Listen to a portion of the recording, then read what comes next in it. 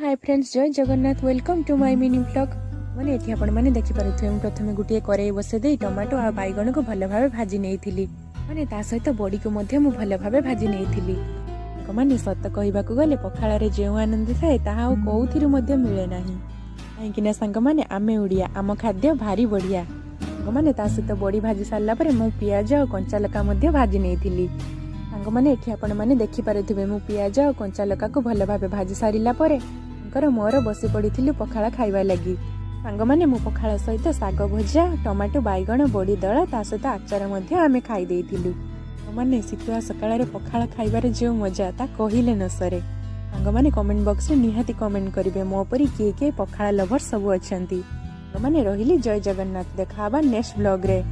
मैंने जदि मो वीडियो आपण मानकु भल लागि थाए ताले निहाती लाइक शेयर कमेंट सब्सक्राइब निहाती कर देबे। रहिली जय जगन्नाथ।